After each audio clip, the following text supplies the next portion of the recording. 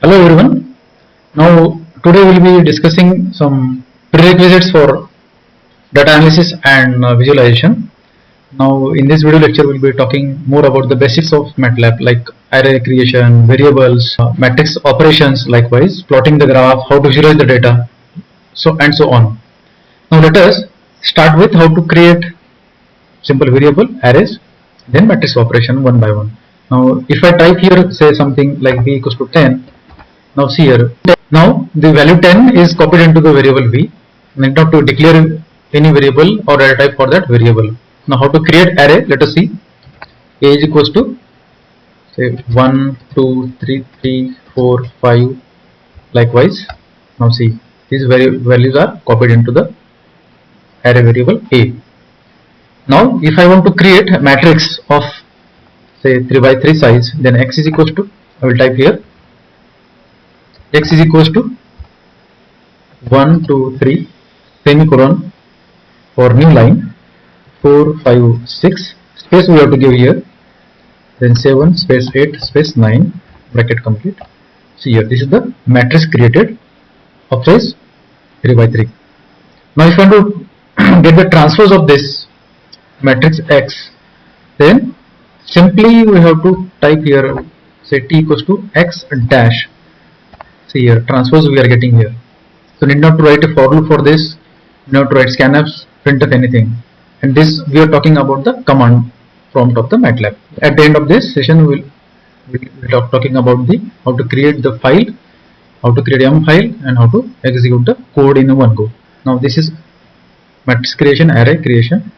Now next point is how to create the long array. Suppose if I want to create long array of size 10, say, then I will type here a equals to say 1 colon 10. See here, the numbers are generated and copied into the vector A. Let us create matrix using this colon operator. See, this colon operator indicates that it generates the range from 1 to 10 with interval 1. Now if I am to generate interval, say I is equals to 1 colon 2 colon 10, so it will generate numbers with the interval of 10. Maximum value is 10 and initial value is 1, likewise. Now if you want to create the values say from j is equals to 1 colon or say like 10 colon minus 2 colon 1. See here, so with the interval of minus 2 it generates the number. Now if I want to generate the matrix with the help of this colon operator, I will tell you how to do this one. CLC to clear the screen. So A is equals to matrix 1 colon 5 semicolon for new line, then 6 colon 10. See here, this matrix is generated. Now if I want to access some elements from this matrix A, then we can write down like this one, A colon say second element. So second element is 6. So second element is 6. It starts counting numbers from 1, 2, 3, 4, 5, 6, likewise. Means column wise it counts the number, not row wise.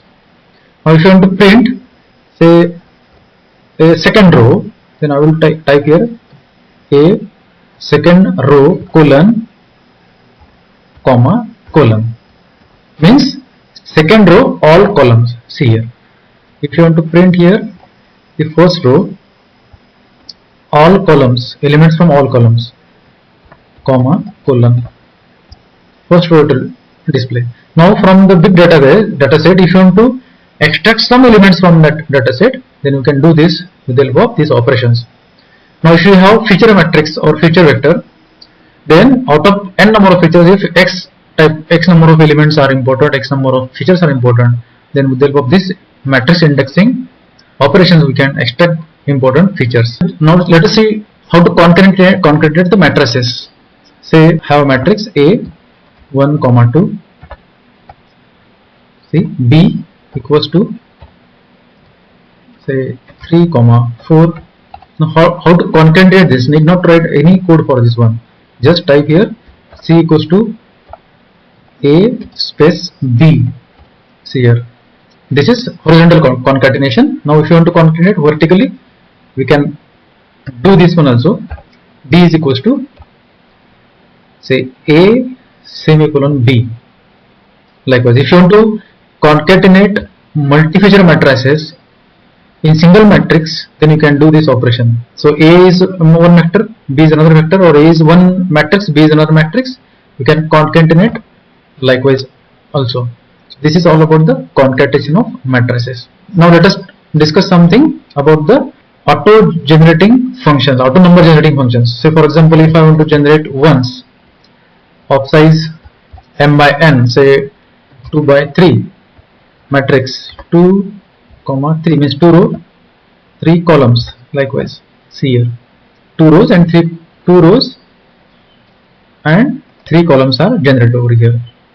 Now zeros, if I want to generate zeros 2, 3 or any number, see this one, say 2, 4 or 5. See here.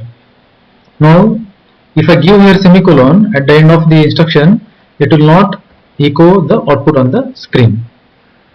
If you remove this semicolon, it will display the output over here. Now one most important function I am going to tell you, that is random number generator. It is very much useful when generating some data for testing purpose or for validation or say for any training purpose. Now this is say 2, 2 rows and 3 columns. See here, automatically these numbers are generated. Now we have to let us discuss about some matrix multiplication operations. Now generate some matrix A. Say I am generating here A 1, 2, 3 semicolon 4 to say 6 semicolon 7 colon 9. So in this way we have to do this. Now this is the matrix A. Now B, I have to generate a matrix. B is equals to some number 10 to 13, then 14 to 16, say 14 to 16 semicolon 17 to 19. Complete the square bracket. Some mistake over here. Instead of semicolon, we want here matrix dimensions are not matching, so we have to take care about this one. 11 to 13 we have to generate. Now see here, A is this, B is this one. Now we have to multiply these matrices. So I will do here C is equals to A multiplied by B. See here, A is multiplied with B. Need not to write any code for this one to multiply these two matrices. Now if you want to add two matrices, then D is equals to A plus B. See this addition of two matrices, element by element addition. Now subtraction we can do here. E is equals to B minus A. Now see here, this is the subtraction of these matrices. Now there are some interesting operations like element by element multiplication, element by element division as well. Now if you want to multiply A with B element by element, now what we have seen earlier is, now see again I am telling you, say F is equals to A multiplied with B. Now this is conventional matrix multiplication. Now if you want to multiply the matrices element by element, then we have to operate by this operation A dot star B. See here, we can observe here matrix multiplication. So A is this, B is this one. Now we can observe here 11 into 11 first element, the second element is 2, here it is 12, so 12 multiplied by 2 is 24 likewise. So this is all about the matrix multiplication operations. Now let us move towards the visualization of data. Now if you have data and if you want to visualize that data to find out the interesting points out of that data, then we need to plot that data onto the graph. Now very simple example I am telling you here. Say for example, A is some 1 to 10 numbers I am generating over here. Then if I calculate if I do some operation on this one, say B is equals to A multiplied by some random number, rand 1. See here. Now this is my B. Now if I want to plot this, what I will do here, I will plot A comma B. See here, this is the linear function. As A grows, B grows over here. Now let us have some interesting example of plotting this number on the graph. I will clear this one. Now let us take some number A equals to, okay, I will take here. Now let us take some interesting example of plotting the data on the graph. X is equals to, say if I want to plot some numbers from 1 to say 2 pi. So I will be generating these numbers 1 colon 0.1 colon say 2 into 2 pi. So 2 into pi. Now see here, these 53 numbers are generated from 1 to 2 pi. Getting? Now let us find out the sign of this x numbers or numbers stored in x. So y is equals to sign of x. Let us see here. So these are the numbers. I don't want to say, suppose if I don't want to print these numbers, I will skip this one. So what I will do here, initially, see this is my, see what I am doing here. Initially I will put in here semicolon. So x is I am getting here, my y is this one. Now I will be using plot function x comma y. Now see the output. Now let's see this output. See, this is the sine wave. This is the sine wave. So plotting data on the graph or in terms of graph, when we write like this instruction x equals to 1 to 2 pi, then number of samples we don't have the control on it. So there is one function to generate the number of samples. So I'll be typing here x equals to, so let us clear the screen. X is equals to lin space say 1 comma 4 into pi comma say 100 samples. Now it will generate 100 samples. Now if you want to see how many samples are generated in x, let us clear all. So clear all will clear all the variables from the memory space here. See, we can observe all the variables are here. If I click here, if I type here clear all, it will wipe out all the variable from the memory space. Now again from command history I am taking the linspace. Now see here, this x equals to 1 by 100. So 100 numbers are generated over here. Now I will be calculating the sign of this. Plot sign of y semicolon, because I don't want to see those numbers. Now I will be using here plot function, plot x comma y over here. Now see the output. So this is the sinusoidal wave for x and y. Now the another important function is if you have multiple graphs and if you want to show the multiple graphs on the same figure, then there is one good instruction. There is instruction called as hold. Now I want to hold one graph on another graph for comparison purpose. If you have your system and if you want to compare your system with another one, then we can show the comparison with the help of graph as well.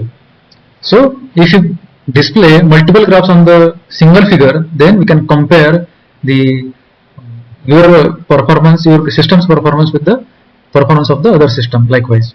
Now let us take one example. So what I will do here, I will use here hold command so that it will hold the current plot. Then I will use here, I will take another variable that like t equals to exponential of say minus x, this one. Then I will plot here the exponential function as well as the sinusoidal function. So what I will do here, plot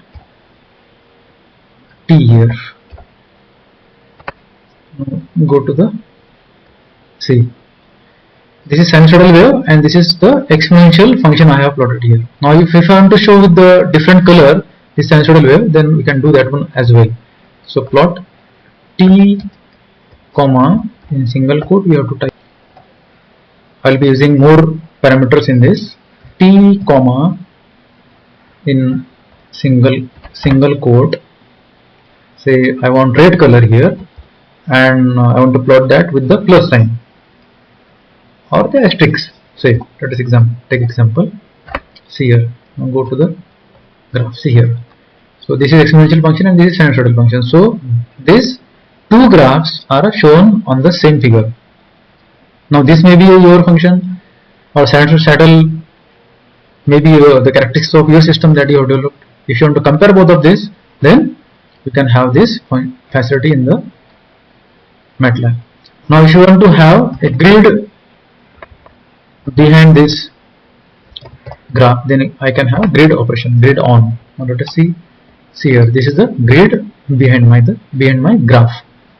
This is all about the plotting the graph. You can plot 3-to-1 program. Now this is all about the command prompt, what we did. Now if you want to have multiple instructions together, if you want to write a program, then we have to go to, this is here the program file where we can write the instructions and we can save the program.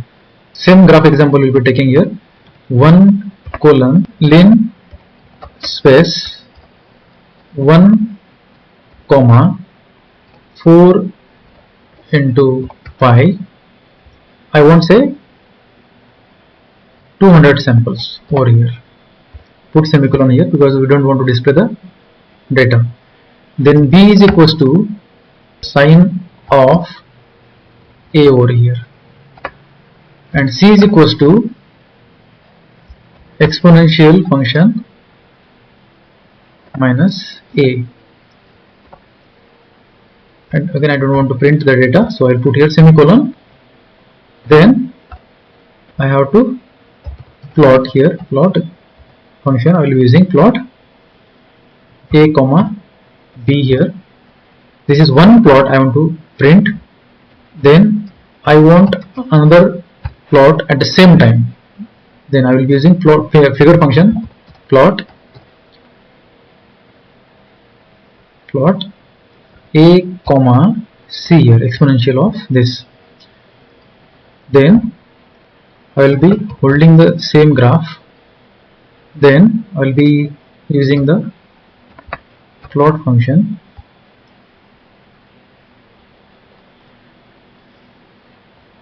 I will be using plot function here to plot the hold and grid on. Now let us see what is the output of this function. So I will be, if you want to save this function, then go here, save, then give any name, my program say. Now run this. Now see, this is the first figure and this is the second figure. Now this is the sinusoidal wave over here and this is the exponential function that we have plotted. Now this grid is on for this plot a comma c, not for a comma b here. Now if you want to, now this function will plot a comma b and then plot a comma c in the new figure.